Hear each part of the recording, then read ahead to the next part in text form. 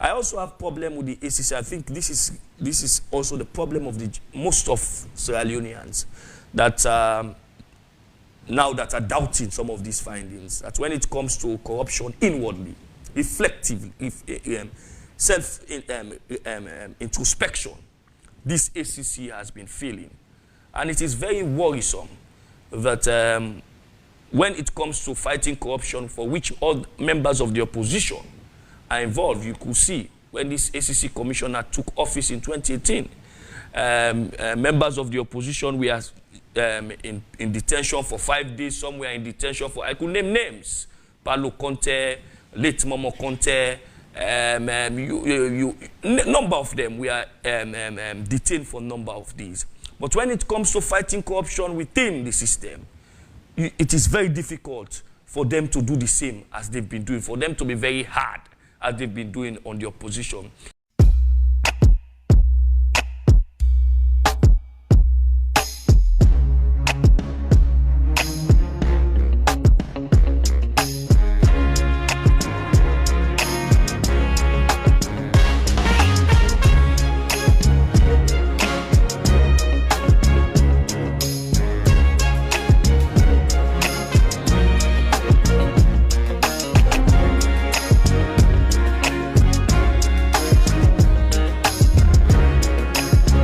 Right.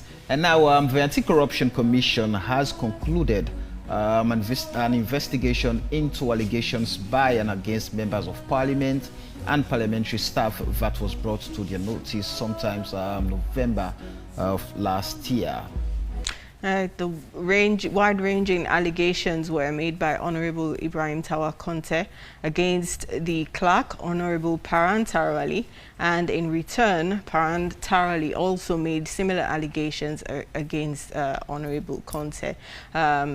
The allegations range from misappropriation of public funds to other related accountability issues concerning members of parliament and the parliamentary leadership.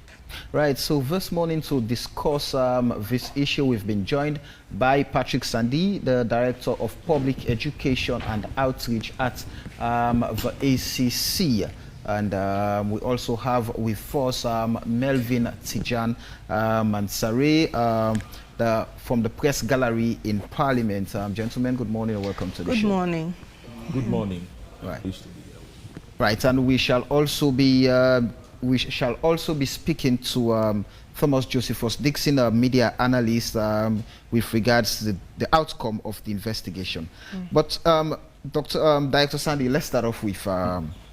I was going to say Dr. Sandi, but let's start off with the investigation process. How did it go? What were the things specifically you were looking for that led to the outcome to this outcome that many people are saying, oh, ACC has gone way below the belt?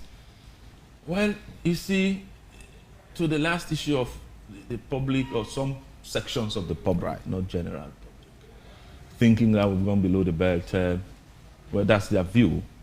And these are things that we keep, if you like, interacting with. Because at a point we realize in our work we do, people want us to go by their own dictates, if you like, or their own feelings. And I think that's not the reason why the ACC was established. Right. In a situation like this, you try as best as possible to maintain the balance. So basically, let me come to the first part of your question, the investigative process, especially in relation to this, dealing with Parliament. You have already said or mentioned that the allegations were made. Right. It was a radio program. One allegation and the other had to counter. So essentially what the commission had to do was, first of all, to get that first information, and that's what normally happens. And you have now to move into action. You develop a plan of action, if you like. So in that instance, Honorable Tawa Conte and Honorable Param Tarawali were suspects, as they were also, if you like, informants, or what people call whistleblowers. Because you alleged, as against the other person, and the other person alleges against you. So we would have to, of course, obtain statements. In this circumstance, all the relevant bodies, you can obtain statement from the Speaker, the leaderships, and all other people, the Minister of Finance, and other administrative staff of Parliament, all those you believe are very pertinent to the investigation. That's what you do. And you analyze documents, and you have to go out to do verifications depending on the issues we are looking at. For instance, we are talking about the utilization of constituency development funds. So you have to go outside and then look at what the issues are on that ground, and then come back, obtain statements as well, where you go and you come back and put your investigation report together. Once that is done, it is being handed over to the prosecution department for legal opinion. And once that legal opinion is done, the commissioner looks at it, and then we make a determination as to which way we go based on the investigation report. So those are the kinds of stages that an investigative process will take, depending on the nature of the investigation or the offense which you are investigating, allegedly. Right. So before we go into the specific outcomes, let's talk about the first thing. Honorable Ibrahim Tawa Conte felt betrayed by the ACC because he was a whistleblower. He didn't get the required protection from the ACC, so you exposed him. You left him on his own to continue to be in the midst of wolves, so to say. No, but listen, Samuel, let's put this into perspective. Right. On 98.1, that was where he made the assertion. Right. Or made the accusation or the allegation. And I said on the very 98.1 again, Honorable Para also made another allegation against members of Parliament in regard to the utilization of their constituency development funds. And Honorable Tawa is a parliamentarian that receives money for utilization or in that aspect of the use of constituency development funds. So, which sort of protection is he seeking, or did he want the ACC to give him? In actual fact, as I said, at first instance, giving us the information in regard funds that has to do with office impress, has to do with oversight, we spoke to him from a perspective of somebody giving us an information. But on the aspect of investigating the use of constituency development funds, that is where, because he's also a member, we would have to question him as to how those funds were utilized. So which specific or exclusive protection was he expecting from the ACC? So is he not entitled to any form of protection, given that he was the first person who made these allegations public? No, not in that circumstance, no. He does not need to be given any special, because it could have just been minutes after which he made this, and then somebody else reacted. If he had remained solely by way of being the person who had given the information and no other allegation was made against him, then you would treat him as a full-blown whistleblower. Just for the purpose of clarity. So we have to get this thing clear. So for the purpose of clarity, let me land on this as well. Just as in an investigative process, initially, you would want to treat somebody as a witness with your view that, yes, this person is a witness. But as you maybe continue his interview in relation to what you are actually trying to unearth or to get at, you can change a witness into a suspect. Right. These are possibilities, and these are things that are applicable. In this case, did you change the position of Honorable Ibrahim Tawa from a whistleblower to a suspect? Because even the outcome, the conclusion of that came out from the ACC, you referred to him as a whistleblower. That is what I am saying. Let us understand there are two aspects to this. First of all, we should realize that ACC investigated an array of issues. Array of issues as we captured in our media release. We have the issue of constituency development funds. We have the issue of office or general interest. We have the issue of MP sitting fees. You have the issue around procurement. You have the issue around air tickets. You have the issue around the constituency facilitation fees.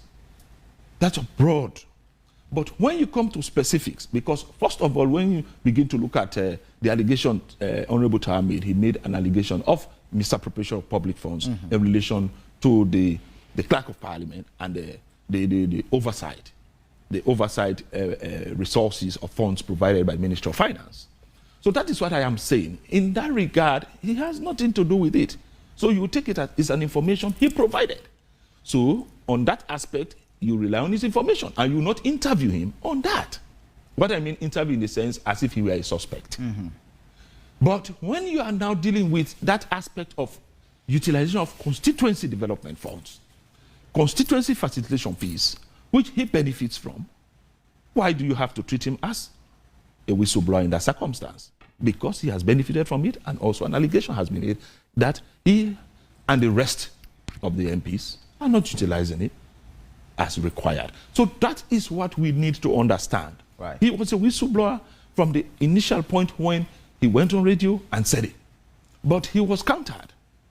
And there are issues we looked into that also we needed him to respond because he received the funds. So he's a whistleblower and at a point a suspect. Right. So that is the reason why you see when we ended up media race, we said we have to be thankful to whistleblowers. But again, we have to interview him. That was why he also was emphasizing that they spoke to him, he produced receipts as to how he used his funds, etc., etc. That's it. So in the moment where you considered Honorable Tawa Conte a whistleblower, was there any form of protection given to him as a whistleblower? Because at some point in time in your investigation, he was considered a whistleblower. No, what I am saying, let us understand this. It is when you say at some point in time, I am saying this thing was said on radio. And what we needed to do was just to call the two of them in, come and speak to what you have said on radio in detail by way of providing the information to the ACC. Immediately as suspects, all of them. No, that is where the information you are providing is an information, so you are like helping the ACC whistleblower, what we are saying. Yes.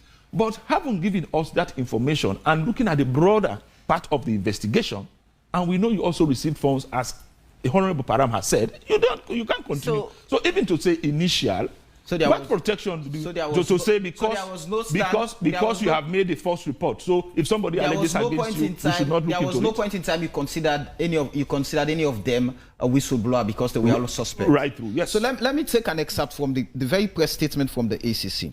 It says the commission is grateful for the cooperation of the whistleblowers, Honorable Ibrahim Tawa Conte. So there is a bit of confusion here. No, that's why I'm saying don't be confused. Go ahead.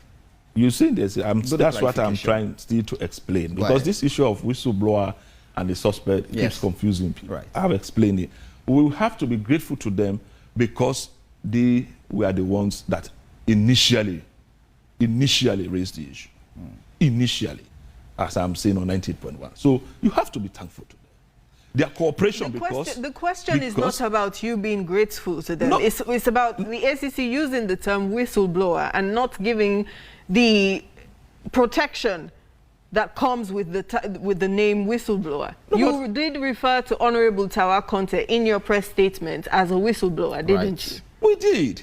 So But- why not treat him then as a whistleblower if you are referring to him as a whistleblower? No, we are referring to him as a whistleblower in a particular context. In a particular context, he cooperated with us by coming to give us the information at the initial stage. But in some aspect of the investigation, he was a suspect. So at the end of the investigation, you said in the beginning when he brought out the information, he was considered a whistleblower. But at the end of the investigation, even after the ACC had put out its findings, in your press statement, you still referred to him as a whistleblower. I think that's where we are still not trying to understand. Yes, we referred to his cooperation, but as I've said, there were aspects of the investigation where he was a suspect. Right. So is it just clinging on this to the fact that we said whistleblower throughout the process? Does it mean he was treated as a suspect as well? That is why we are So seeking you cannot clarification. give somebody full protection of a whistleblower if an allegation is also made against that person. Right. Right. Let's move on. But I hope we are understood. Yes. Yes. Because in the course of an investigation, we have to note this. If you come and make the report, and in the course of the investigation, something is being discovered, let us say that relates also to corruption, will not let the ACC leave you out So just to because you still clarify- have answers to issues Just that to are raised. clarify, if Honorable Tawa Conte was considered a suspect at some point in time and, the title of whistleblower was, taken out of the books for him, Why then put that in a press statement? Why then refer to him as a whistleblower? No, Still. Yeah, there were aspects of the investigations where he served as whistleblower. I have said we looked at an array of issues. Right. We looked at, for instance, the use of funds for oversight. In that case, he was a whistleblower. He brought our attention to those issues. Issues around procurement in the House of Parliament, or all of the activities of Parliament. We had to look into those. So, but there are aspects in the investigations where he also needed to answer questions. And you cannot say you need not to call him because he was the one that said or spoke about it. And this is not happening for the very first time in the case of Honorable Tawa. We have had situations of this nature where people come and give information to the ACC. But as the investigation goes, you see that they are also, if you like, highly involved in it. Okay. Or they have to be served as conspirators. So that is the position. There are critical areas in the press statements, the conclusion of your investigation. First, let's take the leadership impressed. All the leaders, from the Speaker, Deputy Speaker, parties leaders in Parliament, and of course, so you are saying the amount we are paid to the leadership of Parliament, the Speaker, Deputy Speaker, Leader of Government Business, the Leader of Opposition, the Office of the Clerk, the Leader of C4C, NGC, Paramount Chiefs, Legislative Services, as leadership impress. No evidence of expenditure or retirement of the said amount was submitted to the ACC. From this, we note the absence of a system of accountability or justification by all leaders who received such funds. This needs to be corrected accordingly to proper accountability. Now, and this is not tantamount to corruption, correct? Well, yeah, by our investigations we did, because, you know, you have to also understand, that's why we are saying it's a systemic issue. Right. That's one aspect of it. People took these positions and... when you say systemic, please, I want you to elucidate more. What I mean, it has been there before this time. So it means if I've been stealing here for a very long time, that stealing is systemic, because it's been part of the system already, correct? That's what I'm saying. Okay. So therefore, you need now to introduce measures. That's why we clearly said it, that there are accountability issues. No, but listen, even let us say the aspect of punishing, you understand? Because when we looked at it, we were able to find out, first of all, if you want, for instance, to say you want to indict, on which basis do you indict? Is it that they willfully did not retire? They knew that they were to retire, but did not retire. You have to look at all those contexts. And assuming... So in that context, what did you find out? Let's go to that. That is what I am saying. They never knew they were to retire? They were to retire. That's why we are saying it's... No, they were, yes. They did not know that they were to retire. Oh, Parliament did not know? No, the leaders. Okay, go ahead. Because when they took those positions, somebody will ask, what has been obtaining before?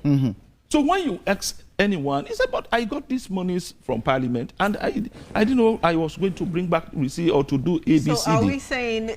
So wait ignorance is now an excuse? No, this is not about ignorance. We are saying it's a practice. Because you said they didn't know. No, they didn't know, so you don't establish willfulness to it. That is the well of Parliament, the house that protects issues of accountability and transparency, and the very house that makes laws. Well, that is what we are saying. But when it comes to the aspect of investigation to prove criminal liability, it is not what we are thinking. Go ahead. Because first of all, if you are talking about the aspect of misappropriation, somebody has to willfully, meaning you knew about it and you dishonestly appropriated it. So that is what we need to establish. So, but asking them questions around the utilization and the non-retirement of these funds. And they said so. So on the basis of that, when you go, for instance, to say to charge, how will you establish that you willfully or just meant you will not even use it? And we know in certain circumstances, people can just go, they buy fuel for their vehicles, and it's an official purpose, but they don't take the receipts. That is why we are now saying, let us have a cutoff line. But let us assume without considering. Let me assume without considering that yes, this is what happened. Will it be prudent and reasonable to charge all of the leaders of Parliament, the Deputy Speaker, the Speaker, if it were you, the Commissioner,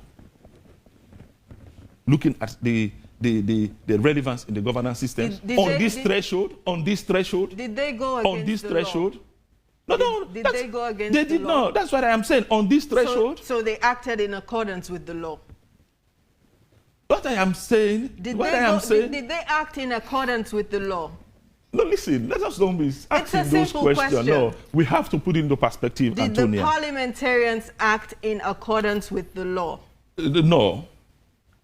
But what So they did. what is the issue? That is what I'm saying. What they did equally does not amount to criminal liability. So they You may didn't say in terms of hold on. financial... They didn't act in accordance with the law, but also they did not break the law. No, in regard to criminal liability. That's what I'm saying. Let us understand, in terms of basic financial principles of financial management, you will say, yes, when you take money, you have to retire. But we have to understand what is obtaining. That's why I always say it is helpful when we know these things, we put them into context and into perspective. Otherwise, what we say and think is different from what we can prove. Yes, it's a financial practice when you till you retire. But is it the case that you knew that you were to retire and it has been a practice? And if not, now we are investigating. What is the criminal liability you have to establish to meet the threshold for prosecution? Because there's the evidential burden and also there's a standard. So we have to be mindful about these things. And I'm also saying, from a public policy perspective as well, what would it have meant with this kind of threshold to say you indict the speaker, the deputy speaker, the leaders of all the parties? Would that not have demonstrated that the ACC is serious about the fight against corruption? It is when you have all what it takes. So let's go back to quickly this. It is when let's you go have back all quickly what to it this takes. issue of because you can't do that. Maybe just because of the sake of sensation. the leadership of parliament. Because you want to demonstrate. Will you be doing it because of sensation or because they did not act in accordance with the law? No, I am talking about when it does not meet the threshold. And when you go to court and something happens otherwise. Right. The leadership of parliament does not know that they should retire. Money is being expended. I mean, public funds. They did not know that given. But in a situation, for example, you give me 10,000 leones for public purpose, and I cannot come back to tell you how I expend that money. That's not tantamount to embezzlement? No, it cannot be. You know, misappropriation, as I'm saying, willful. You have to establish that the person have dishonestly used the resources. And that's why we are saying, for a very long time, we all know the parliament of this country has not been investigated at this magnitude. When you and you should understand. Forgive me. When you say we have to establish that they knew or they did it deliberately. Not deliberately. I have not used the word deliberately. No, I'm saying willingly. Willfully. They did not. That means. It goes back to Antonia's question. Are you not using the ignorance of the law as justification to let them off the hook? No, but you know, when you say ignorance of the law and that of doing it willfully, right? Are they the same? So they did it. So how? That is why I'm saying, because to say ignorance of the law is no excuse. It is just about not knowing that I should do it. Is it the law? For the sake of clarity, how do you establish that someone did something deliberately or willfully, as you put it? Yeah, that is it. It's as a result of... you've been that's what I'm saying. Corruption cases before. So how do you establish? Does the person just give you a statement and say, I didn't do this willfully, or I didn't do it deliberately? No, that you look at all the other circumstances around. You have to talk to other people. So in this case, what were the circumstances? That is what I am saying. First of all, we understand that it has not been happening before in Parliament. People have not been given money and they were retiring it. The previous leaders. And also when these monies are received by the peers of the leaders and they give it to them, they also just do not think that we should come and retire, get receipts. And you look right through that, as I'm trying to put it straight, Parliament, we all know, when has such an investigation been conducted on Parliament for us to identify some of these issues and you put them in place? Yes, they are lawmakers, but they are human. So as a result, we have at this stage to know that these things are happening within that perspective. And now for us to clear it up. But then how do you, as I'm saying, the circumstance, willfully in certain circumstances, if you are doing an investigation, would be determined, for instance, when the person has been given instructions, for instance, from if it were like a manager say, go and do it this way, and the person sees that instruction and then deviates from it and doing something that causes the institution to lose resources, or those funds are not used appropriately. You will now say that it's meaningful because you had it, or you knew it, and you had issues with it. All right. Pointing at it. Just before you bring in Melvin, I still want to let's have let's go on. Patrick Sandy, the issue of constituency development funds. Now, myself, for example, I was summoned by the 4th Parliament when I wrote an article, why call it Constituency Development Fund. And here you say in 2019, constituency facilitation fee was credited on a quarterly basis into each MP's personal account as constituency facilitation fee allowance. In order for MPs to meet assessed needs of their respective constituencies, no supporting document was produced and submitted to the Commission on how the said money was expended by the respective MPs. Again, there is no system in place for retirement by MPs in this regard. No document was produced and submitted to the Commission on how the said money was expended. Again, that is not... Yeah, it's similar to this. It does not meet the threshold. It's similar to this, that's it. Evidential threshold for prosecution. It's similar to this. There's nowhere in the records that MPs have been retiring for those funds. And we've seen institutions or maybe CSOs who have been raising it. When did the ACC tag that particular money as constituency facilitation fee? Because even in Parliament, it's been tagged constituency development fund. No, there are two funds that go to Parliament at different points in time. You see, in our release, we first of all mentioned the constituency development fund, which is of a more huge amount, and you have the facilitation, which is, they said, Parliament to the people. So that enhances their relationship with the constituents. So they give them these monies to go, because as a parliamentarian, there will be needs from the people who will ask you this, who will ask you that, to sort those things out. So they are different. Let's get a clarification on that from the press gallery man from Parliament. That's why we would have bring in Melvin. The issue of constituency development fund and constituency facilitation fee. Give us a difference if there is any.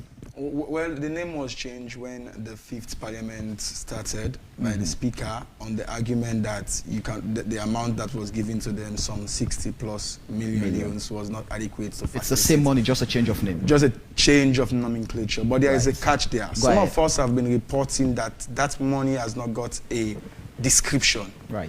The specifics of that money, what it should be used for, when and how it should be retired. We've always been asking this question since the 4th Parliament. And all what they've been telling us then is that, MPs do retire. So I was like surprised that the ACC report is coming out that retirement is a serious problem in the House of Parliament. So for me, I am not surprised on that constituency development fund, but there is a lacuna there, which is financially there is no definition for it. So someone will argue that, I use this for transportation. Others will argue that, I use it to address the needs of constituents. Others will, it's an arguable situation. So the definition there is what has been lacking for quite too long, and it seems as if that gap is being Members of Parliament, they receive fuel monthly.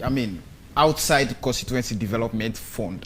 So how can a member of Parliament advance argument that I use that to buy fuel when that already is being budgeted? No, I'm just giving I just cited an example. Yeah, they will advance several reasons, and almost all of them will pass. So is the people of Sierra Leone being fooled here? Now, Parliament, according to you, says they've been retiring these funds, and they told ACC, according to ACC, that they've not been retiring those funds. So who is fooling the people of Sierra Leone here? Well, it's not about fooling. It's a matter of what is the fact. And if the ACC is bold enough to say this is happening, I think we should give them credit for that.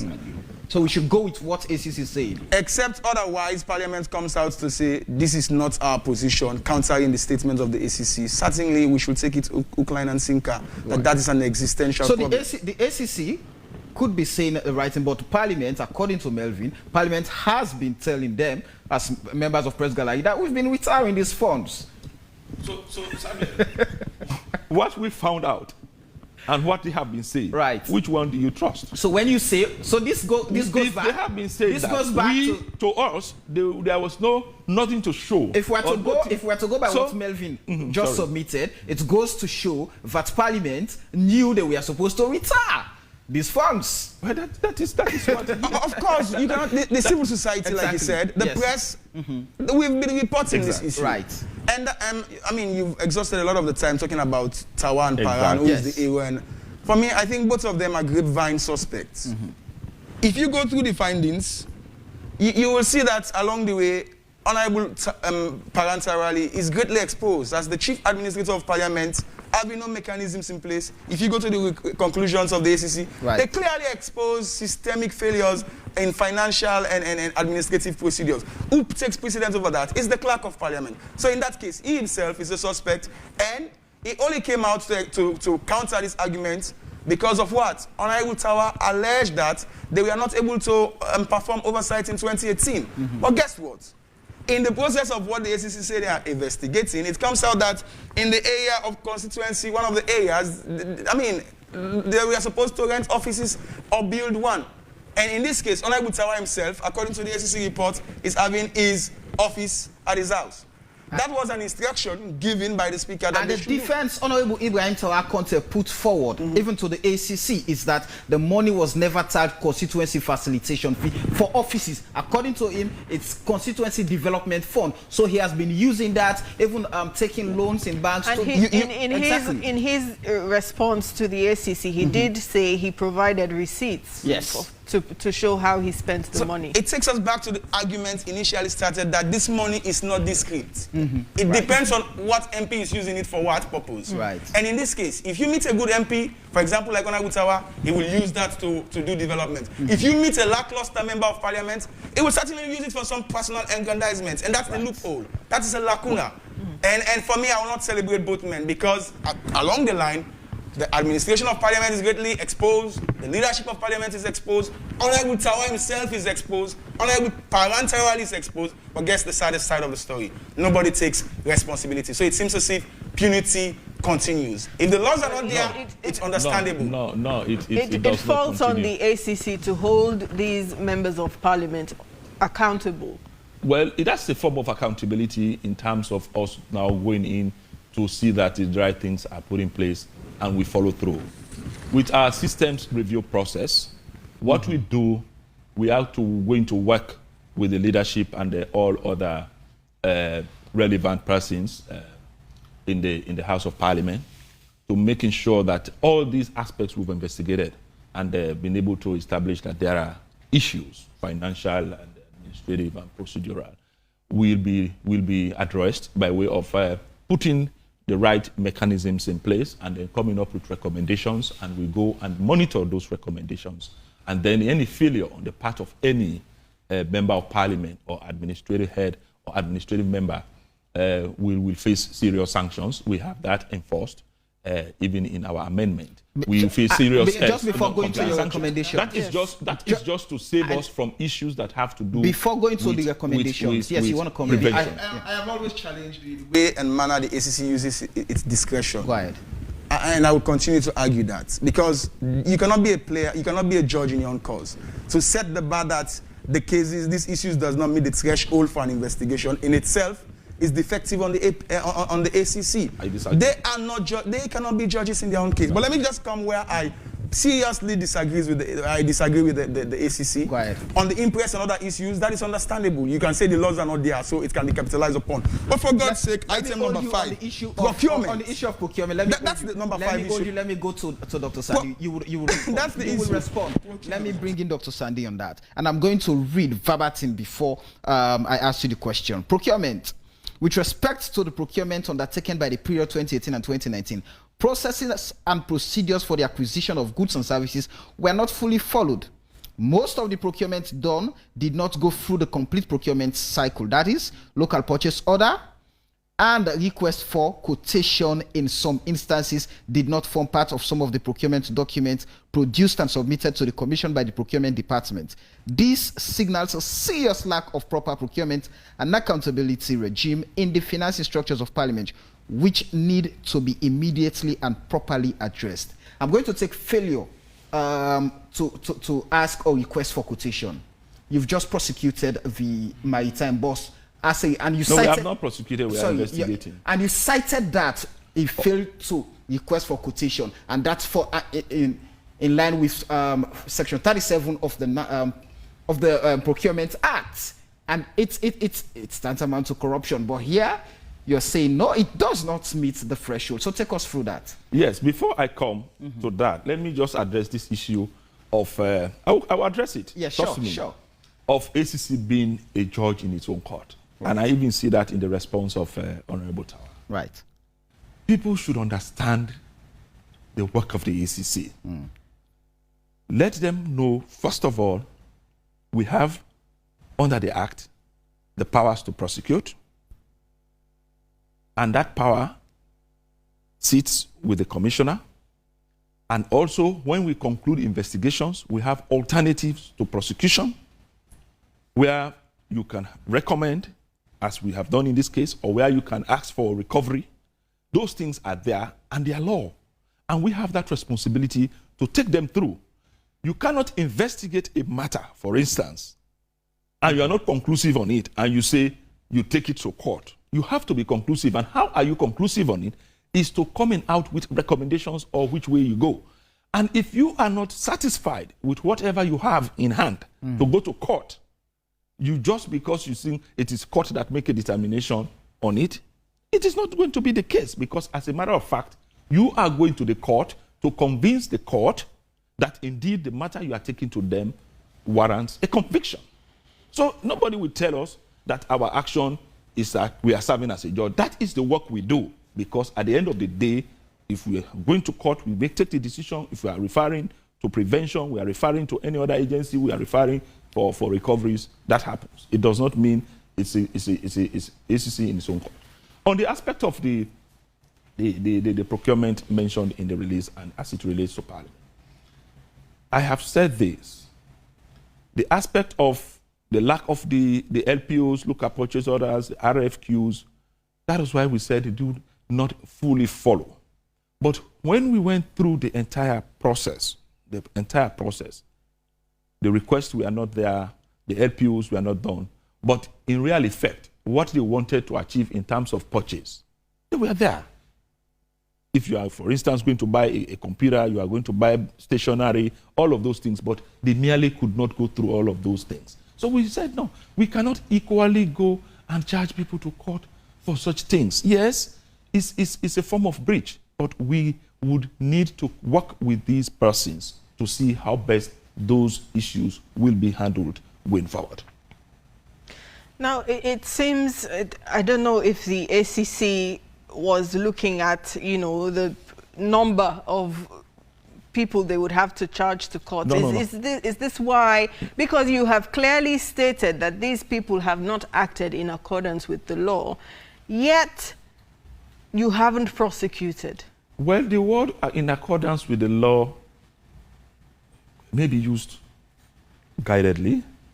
Why I'm saying so, within the context of, I am still coming to this point of a criminal investigation and a criminal trial or a criminal prosecution, there are a lot more things that are desired. And if you are going to court, you have to make sure that you really have all what it takes to secure conviction. Otherwise, you'll be ridiculed. And if you take a wishy-washy, and we've had instances where when anything happens in the courts, it comes back at the ACC. So therefore, before you go to court, you should make sure you are well prepared. And it goes with this prosecutorial and evidential threshold that it should meet. And we have indicated in all of these issues we looked into very carefully and dispassionately. Never mind the views of other people, which we do not countenance, especially for some that are cynical. But we believed that in all of what we did with Parliament, what the issue, what is critical is because Parliament really do not have the accountability regimes or architecture that is needed to promote accountability and transparency in the business of Parliament, which my brother here is also emphasizing. And there should come a time, which is now, that these things are addressed.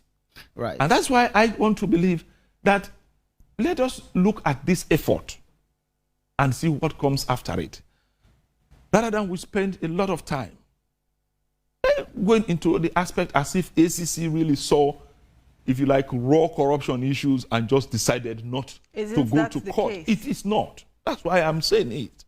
It is not. If we had seen the issues quite clearly, that we believed we go to court and we secure conviction, we'll go ahead.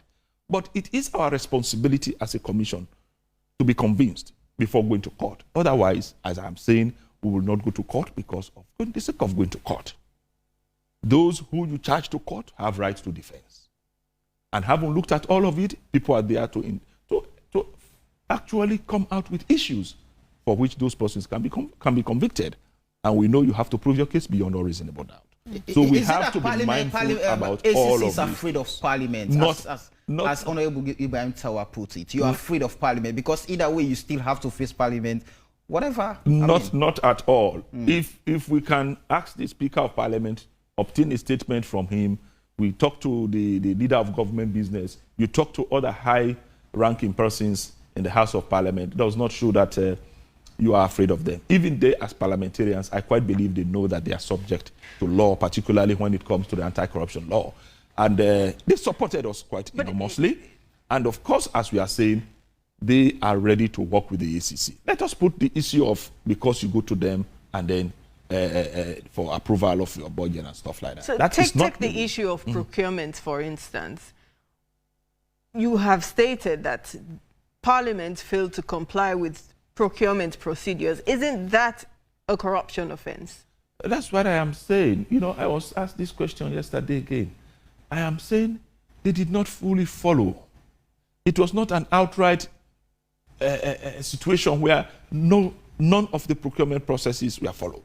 So you have to make So now that is one aspect we understand it. And again, what in effect they wanted to procure was procured, was delivered.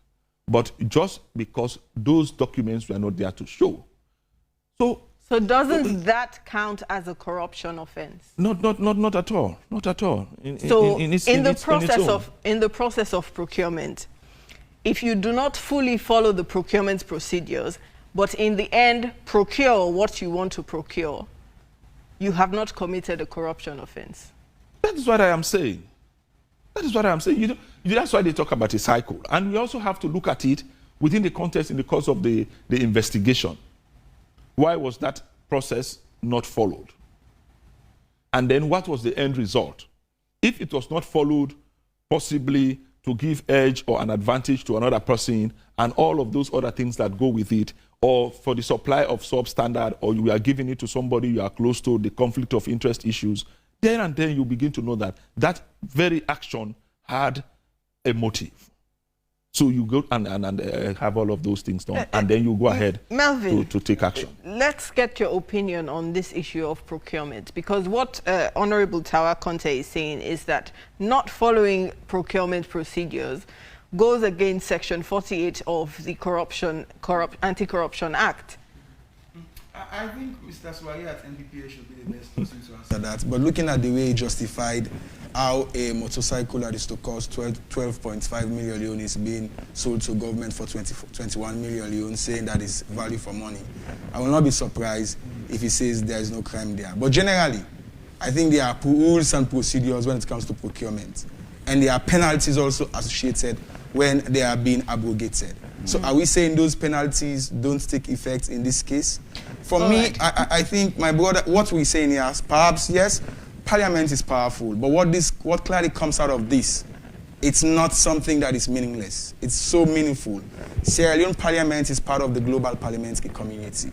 And even if nothing comes out of this investigation, as we are seeing, the fact will remain that the Sierra Leone Parliament stands seriously indicted by its own anti-graft agency, and there are clearly set out benchmarks when it comes to parliamentary administration, accountability, systems, and administrations. And it shows, in tandem with OGP processes, in tandem with other global ranking status, I mean, this will mean that our parliament is not doing well at all.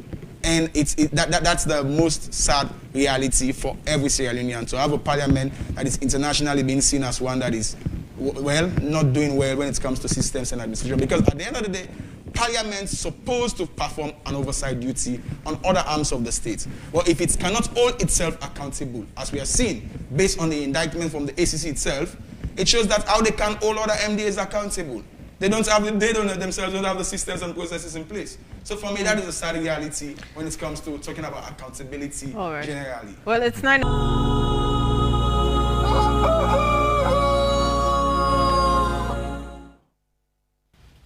Welcome back. The show is Wake Up Sierra Leone here on AYV Television. And we still have with us Melvin Tijanman Sarif from the Parliamentary Progress Gallery, and Patrick Sandy, Director of Public Education and Outreach at the ACC. Now, Melvin, you were making your submission on the issue of procurement. But before you continue, the Parliament has responded to the outcome, of the investigation by ACC, and that's what Parliament is saying. Parliament of Sierra Leone hereby assures the general public that it will fully cooperate with the findings and the recommendations of the Anti-Corruption Commission of Sierra Leone, aimed at improving and strengthening prudent fiscal management in Parliament with a view to promoting transparency and accountability in the management of its finances. It should, however, be mentioned that even prior to this investigation, Parliament had itself, through several meetings of the Parliamentary Service Commission in Kenema, Makeni, and Potloko, inaugurated a process for putting in place sound and credible policies to ensure transparency and accountability in the management of its financial resources. A yawning gap that, if had inherited from the fourth Parliament, is therefore ready and willing to cooperate fully with ACC with a view to further enhancing and strengthening institutional accountability and transparency in this regard. In conclusion, we want to take this opportunity to thank the ACC for its careful investigation, conclusions, and recommendations into the issues raised, and to assure it of our willingness to respect the principles of accountability, and to also thank the general public for exercising patience pending the outcome of this investigation. Somebody was telling me that when he read the statement from Parliament, I mean, he couldn't help it. He was just laughing. And I'm not going to see the reason why he was laughing, so that Parliament would not summon me. But looking at the response from Parliament, it speaks to the fact that one would want to say this is a clear acceptance that, yes, I mean, these issues have been ongoing. The people have been saying Parliament is corrupt. Parliament has come out very, very strong, condemning those who did the report. In fact, clamping down on some of them, asking them to come and explain where did they get the information that Parliament is the second most corrupt institution in the country. And ACC is saying there are systemic failures, issues of accountability, but those things do not meet the evidential threshold for prosecution. In all of this, and with Parliament saying, because we'll not be inherited from the fourth Parliament. Ignorance of the law is no excuse. And it's very unfair on the fourth Parliament. I wish some of their members could also come out, because they will tell you about the third Parliament. And the list will go on and on and on. But generally, that's why you have an administration. The administration must have foresight. And I think, yes, for once, Parliament is not dismissive, which gives me a glimmer of hope that perhaps this could be the start of a new beginning in the administration, particularly accountability and transparency issues. They are clearly, like you said, admitting that, yes, some of these issues exist. Right. Before now, they will dismiss civil society reports. Some of us even will join the Parliament to ask for facts. as the fact will be.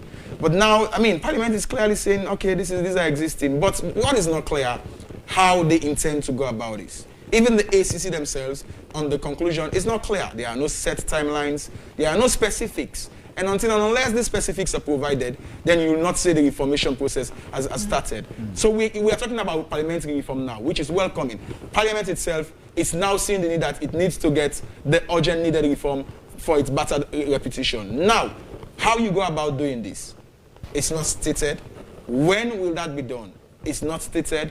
What structures are going to be put in place? It's not stated. So it's a bit ambiguous. I will not be surprised if it just ends like this naturally. So for me, moving ahead, the ACC and the parliamentary administration and leadership must have a clear term of reference on what they want to do, when they want to do it, how they want to do it, what resources will be available for it, and how people will be reporting on those resources. Because at the end of the day, I will tell you, Parliament has introduced a number of new departments. So by virtue of those introductions, we had hoped that changes would have come, but not so. We're just, Parliament created new directorates, new departments, and at the end of the day, we hope that so many critics said, oh, these were just like creating jobs for the boys. And some of us who know, if you want to reform an institution that is damaged, you need to bring in new ideas. Well, amidst the new ideas, great number of recruitments and other establishments, we've not seen what is desired. Perhaps there's a need for a general overhauling or review of the parliamentary administration itself and setting out of clear timelines, clear rules, terms of reference. If it comes about to the issue of constituency development fund, there should be a clear policy on that. No room for ambiguity, because once there's a room for ambiguity, a member of parliament that is not seeking the interest of his people will use the money, like I said, for otherwise. So there should be clear policies. It's good that they've started with the service charter, but what binds it? What's the compelling factors to it? What happens if, let's say, the procurement department procure something and never went through the processes that are entailed? Who takes responsibility for that? How and when? Those things are not still clear. And unless they are clear, this is just the start of a long reformation process. So, Sandy, what conversation have you had with the administration of Parliament regarding these things Melvin has mentioned? Yes, we are now way into the entire process, but I'm not expecting that Melvin, who is a media person, would expect ACC to have overburdened the media release with all of those details, because ordinarily it ran to 4 pages and some people are even complaining. But then we just decided that what the key issues were relating to findings and conclusions, we let the public know. But then let me state this. At the conclusion of the investigations, and then the findings, and the decision for us to refer the matter to the prevention department, and by, of course, the dint of the media release, the prevention department has now been authorized by the commissioner, and they are now in action. The leadership of What Parliament. would they be doing specifically? The No, I'm coming. There is a process. Yes, wait, I am coming. There is just so we don't lose the thought. No, we don't. So, we don't. yeah, so but let me first establish, as Melvin was saying, they do not even know probably this is going to be a dead thing. No. Let me just let him understand, and the viewers or listeners, that everything now is in motion. The leadership, including the administrative head of Parliament, all those concerns have been engaged. Excuse me. No. Will there be an ACC office station in Parliament? No, why should that be? Why should there be? Well, That is not how we do. these are some of the things that should be expected. No, that's not how we do systems. I'm coming. Why do you have to station? We have done systems review on MDAs. We don't necessarily have to go and station. Okay. I'm coming to the process, what exactly we'll be doing.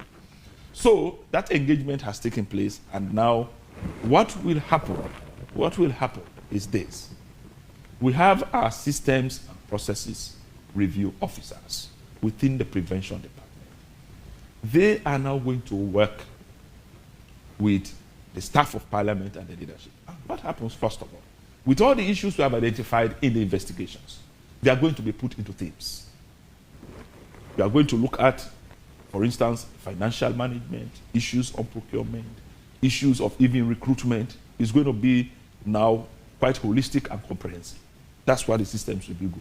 So first of all, you get an inception meeting and you begin to ask questions, because we are not going to micromanage Parliament. We are going to see what their processes are, and after which... Haven't you gotten that already? We have processes that no, is we why you have come out we have with got this. some, but we are going to go They're going to beyond conduct this. another Right, survey. okay. No, yes, it's not a survey, my brother. We are going. We have had all of this. This time now, you are even going to talk to those who are going to be doing a whole lot of other work, not necessarily those at the top. You are going to interact with a good number of people, and whatever documentation they also have that are existing, you have to take a look at them.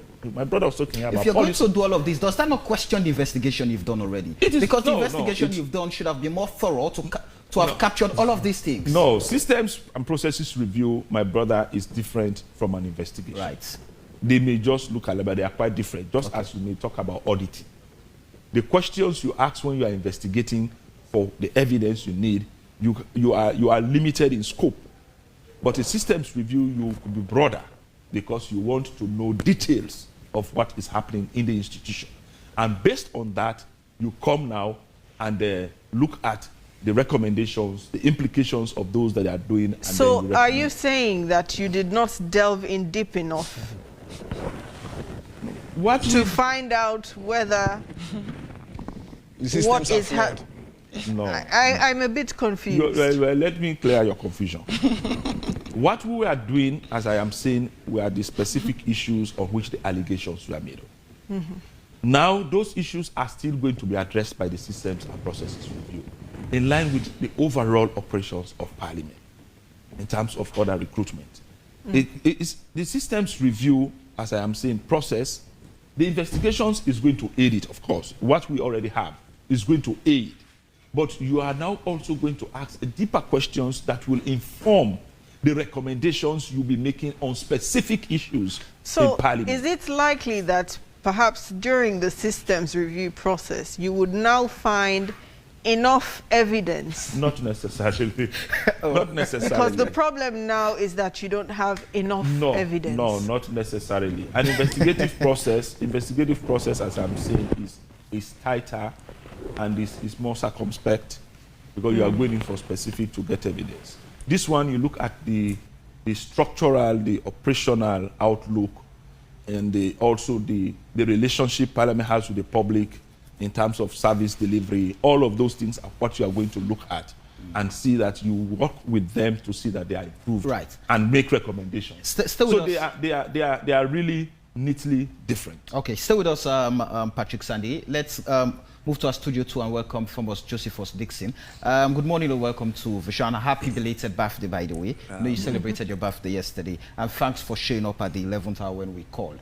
I'm sure you've seen the conclusion from the investigation done by ACC into allegations of corruption in Parliament. First off, what's your take on the conclusion? First of all, I want to thank the whistleblower, Honorable Tawa Conte, for his expose into some of these things. At least the final conclusion from the ACC has also justified civil society report that Parliament is one of the most corrupt institutions in this country because of the things that have been said, because of the outcome of the investigation. For instance, a whole Parliament cannot abide by procurement procedures, simple procurement procedures, like LPO, request for quotation. These are simple procurement procedures. They could not abide by those procedures. Also, a Parliament that could not retire monies that are that they've expended and some are left, they could not retire those monies. And in fact, it's an indictment on almost 80% of members of Parliament. Monies given to them for the construction or rent of offices, they were not able to do so. Most of them were not able to do so. And when the civil society report came out, no less a person than the speaker was out there intimidating, making intimidatory statement against the civil society organization. But what is good in all of this, I think the civil space has been expanded. And I think the discussion must continue. For me, when you look at the report, I was discussing with a friend yesterday. There is no possibility for ACC to charge all of those 61 members of parliament for corruption, for misappropriation of funds. Rather, there is what is called preventive mechanism of corruption. Coming up with systems and processes review, policy review, I think it's important. And my problem is, after I put in this monitoring review, whether the ACC will be able to constantly monitor. I also have problem with the ACC. I think this is also the problem of most of Sierra Leoneans that now that are doubting some of these findings. That when it comes to corruption inwardly, reflectively, introspection, this ACC has been failing. And it is very worrisome that when it comes to fighting corruption, for which all members of the opposition are involved, you could see when this ACC commissioner took office in 2018, members of the opposition were in detention for 5 days, some were in detention for, I could name names, Paulo Conte, late Momo Conte, number of them were detained for a number of these. But when it comes to fighting corruption within the system, it is very difficult for them to do the same as they've been doing, for them to be very hard as they've been doing on the opposition. Take a look at the maritime situation, for which the maritime boss was invited, questioned, and released, and was never detained. And we are also waiting for some of those investigations by the ACC. Some of those people are arrested, detained. We are yet, Richard Conte, we are yet to receive any outcome from the ACC. And it's as if they trampled on the rights of those people if there is no outcome. Coming back to Parliament, I think it is very serious. What I listened to Honorable Tawa, he does not feel protected. And it is also serious that we deal with, because the current ACC Act is very specific about protecting whistleblowers. But in the case of Honorable Tawa, he felt that he was not protected. But the issues that have been raised, and the conclusion, for me, I think a thorough system review should be put in place in Parliament. When you say it is impossible to indict about 61 members of Parliament, where does that put the fight? Does that mean if you have a well-organized group that is deemed corrupt, that group can actually go unpunished because they are powerful? What I expected from the ACC is for them to ask these members of Parliament to refund the monies. That I expected from the ACC. Refund the monies. We cannot charge you, but refund the monies to the state. In as much as you are unable to expend the money according to what it is meant for, refund the money. But in the ACC press release, they were very defensive again. That some of the members said that if they look at the felt needs of the community, you were given money to construct office or rent office. Construct the office or rent. There is a case in point. SLFA versus ACC. Ali Mujalo. That case in point for which Ali Mujalo refused, money was given to him to expend on certain projects. He expended the money on another project, and ACC indicted the man, and the court found that man wanting. So if there is a case study like that, I think the ACC, the best they could have done is to ask these MPs, in as much as we are unable to, we cannot charge all of you to court, but as they keep on doing the negotiation about out-of-court settlement, pay this money back to the state. I think this is not there. You look at all the leaders of Parliament, we are also indicted. The SLPP leader, the APC leader, the NGC leader, the C4C leader, the paramount chiefs, they were all indicted by this report. And it shows how systemic and how endemic corruption is in our country. If we have to fight corruption, a senior colleague said, Parliament must stand up if this country must develop. I want to give kudos to Honorable Tawa. He has shown the fortitude. Even though he's been ostracized by Parliament, even though he's been intimidated by Parliament, but he has shown the fortitude. He is fighting corruption within, unlike the ACC boss.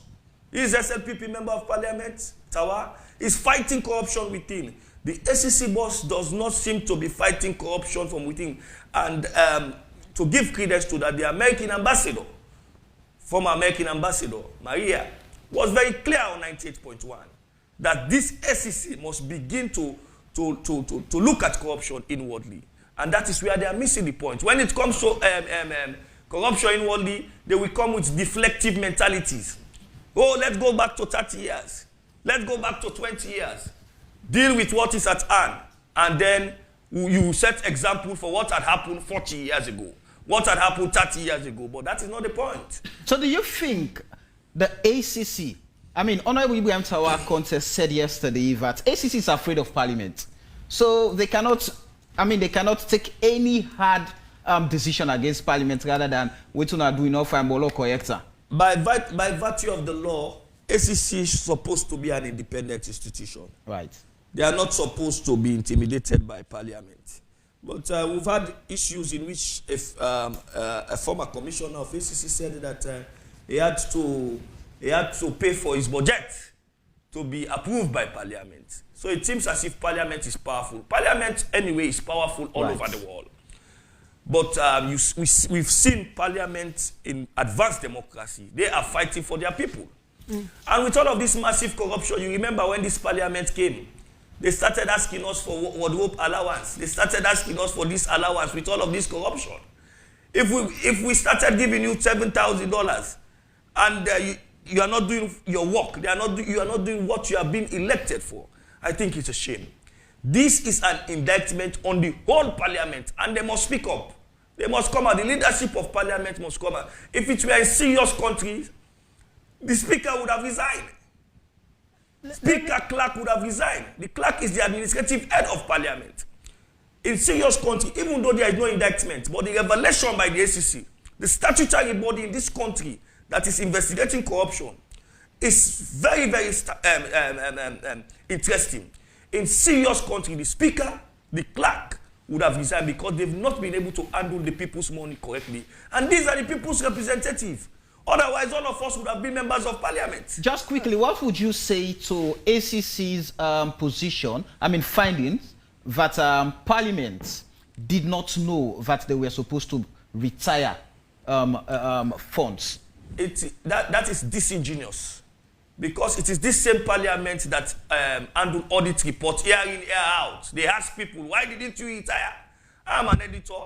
I edit stories from Parliament in which Parliament has sent people down because they refuse to retire monies. So Parliament knows that people should retire money. That is not an excuse.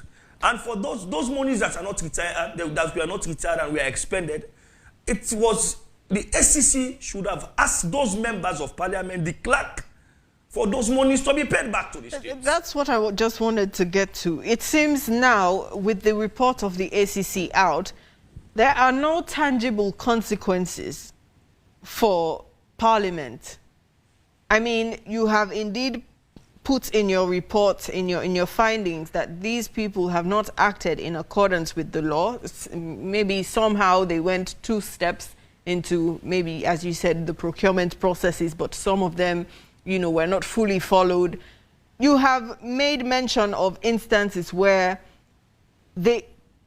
Parliament has not acted in accordance with the law, yet there is no tangible consequence that Sierra Leoneans can point to and to say, okay, because Parliament has done A, B, C, and D, they would have to pay E, F, G. So why are there no consequences? Well, you see, I will come to my brother, Dixon, but let me answer your question first. Why are there no consequences?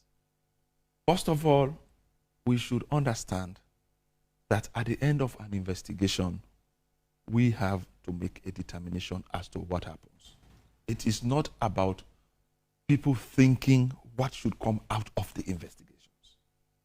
And that is what is happening with the work that the ACC is doing currently, that people begin to think that ACC should act by their own whims and caprices. And as a professional institution, we investigated and we look at all of the issues. Let's take, for instance, the aspect being brought in about recovery. Why is the person going to recover? And if the person says, because the evidence that you have is not strong enough, let us go to court. Recovery is not just by ACC dictating. In most, if not all the instances, it is as well as a result of devolution, because you have got the evidence that it takes on a probability basis to either go to court or not to go to court, and put it to the person, because you are telling the person, we can either go to court or you pay. But it's borderline. So in this circumstance, you say pay. The person says, I'm not going to pay. What do you do? And so in our opinion, as a commission, we believed that the evidence we had in the aspect of when you say no retirement, what has been there before, and my brother also mentioned ACC deflective going 15 years back. And I also consider that, as he's just using his words, disingenuous. It's unfair on the part of the ACC in regard, I know specifically on the investigations of the First Lady and that of the former. But let me don't talk about it. It is about how do you make a determination as to asking somebody to pay back. It is not as easy as just saying because the person did not retire. And we have said in instances of those, for instance, the 61 people or the MPs that they're giving development funds, they were able to show to the ACC proof of what they did with those monies, but not necessarily as was instructed by Speaker. But the monies were misappropriated. Now, how could you say misappropriated? Misappropriation has a definition. Misappropriation is when you willfully and dishonestly appropriate the resources that is given to you. And you do so by it coming to you. Dishonestly means it comes into your pocket or a family member. Hold on, take for instance, so let's don't confuse the funds that were given to MPs for them to construct or rent out offices. That is what I've just spoken to. In that instance, where the ACC found out that about, was it 61 or so MPs had no offices or had not built or had not rented offices, but you are saying now they provided an explanation for what they used the money for. Isn't that including Honorable Tower? It is not. Including Honorable Tower. I want to tell the definition of misappropriation. Is that not misappropriation? It is not. I say so emphatically. So you were given money to rent an office or build an office. You did not rent an office or build an office. But you used the money for something in your else. constitution. No, not something else. Let us be specific. If it's something else private, yes. But you went and did development. You did not build or rent, which means, I mean, according to law, for example, misappropriation refers to the intentional and illegal use of funds or property for the purpose it was not intended for. Correct. And in this situation, the funds were meant to construct office space, or you rent one, and that did not happen. That's not misappropriation. No, it is not. I still keep saying it. It is your interpretation of misappropriation. That's what the law says, not me. Which law? The Anti-Corruption Act? No, that's what generally. We have you know, we have had series of these cases in court, and we know the if you like, the beauty and the benefits of this interpretation. And we investigate cases on misappropriation, and we go in for the evidence we need, and for that purposes we charge to court. Right. So I want to believe we have seasoned lawyers. Even the commissioner himself, we know, of over 10 years standing. So let us understand that we are doing all of this within this realm. Let's talk about recovery. No, quickly. Let me end on this. Dixon cited the Ali Muba and the SLF saga about misappropriation. But let me take you to the most recent one, the NACOVAC. The computers, they procured for a certain types of computers, and they went ahead and did otherwise. You asked them to pay back. And you correct? No, the circumstances are different. You can't just say correct. I just want to bring in something. Let us explain them. Yes. Now, that means they violated procurement procedures. And they said they were going to buy Samsung phone, but they went and got iPhone. And you still ask them to pay. In this case, Parliament was supposed to ask me in the first place, give me quotation for how much does this phone cost. They failed. They did not even bother. They did not even bother to request for quotation. but that did not meet the evidential threshold for ACC. Is that not, would I be safe to say the ACC is cherry picking its fight?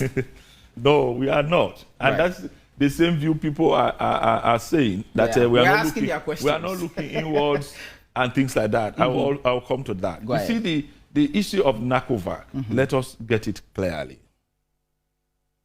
The procurement process was this. The bids were made, and the person who won the bid was asked to provide a set of laptops, Right. specifications. But at that time, those they were to procure and provide were not in country, and they needed the laptops. So the person brought some that met the specifications, and also brought others that did not meet the specifications. Right. With a view that with time, the specifications will come and they are changed. On to such a time when the auditors went in and then did their investigations or their audit and realized no, they did not meet the laptops that were supposed to be there, Yes. and as such they were missing.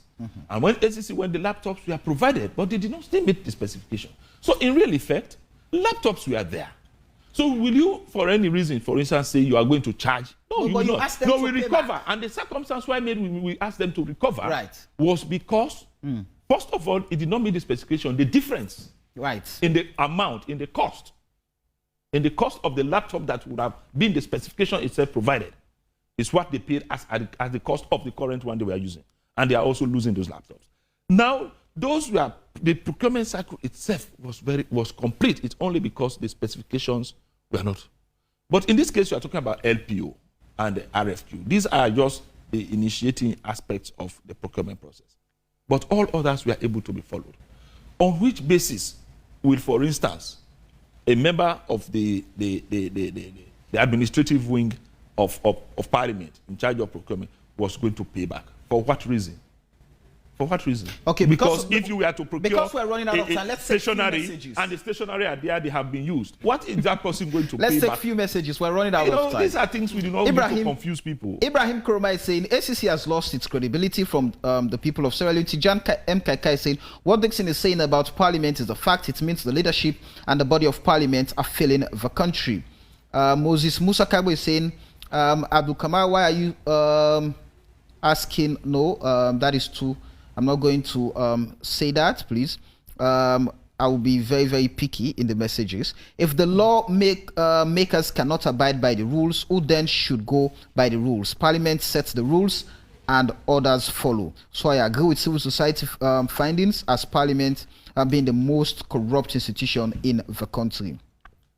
Edwin Ajoni is saying, don't forget about our stolen rice saga, that the ACC does not have enough evidence. Mustafa Kone is saying the ACC only fights corruption when it comes to opposition. When it's members of ruling party, they are hesitant. Mohammed Kanu is saying, I'm going to take all types of attack because, okay. Don't forget about the poor teachers that were disgraced by the ACC boss. Edwin Ajoni again. 3 more messages. Whosoever is found of corruption must be charged to court after being investigated. But guess what? The ACC recommendations after investigating Parliament excludes chargeable fines. Cabs RM Med. Michael Formos is saying in Sierra Leone we have all the laws, regulations, recommendations and system, but nobody follows them. Even the members of Parliament are the ones leading by example, but they can get away with it. The common man won't. And okay, I'm going to skip the political ones, and there are so many. Investigative,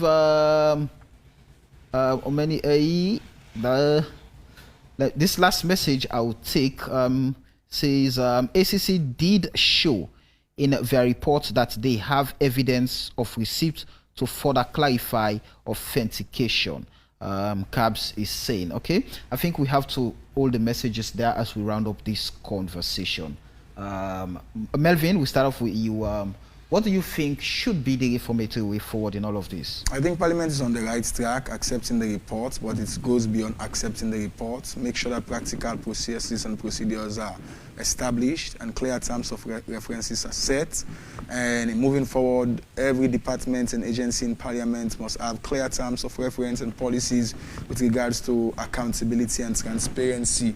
Also, I think the conversation must continue, the civic and media space must be enhanced, but it all boils to political willingness. There should be political willingness, because it's only with the political willingness that will create the laws that are necessary to regulate the framework under which the Parliament is operating, which are seemingly lacking. So moving forward, we must have these policies right. Someone must take responsibility when something goes wrong, which in this case is missing, and that can be partly blamed on the lack of clarity in some of the laws. Right. But moving forward again, when the ACC comes out to say, well, the Auditor General's finding on air tickets is not what it is, that also sends another different message as to how accountability institutions are collaborating in their work. I think moving forward, we must continue such conversations and people must be ready to accept change. Dennis Sandy, Patrick Sandy. Yeah, thank you very much.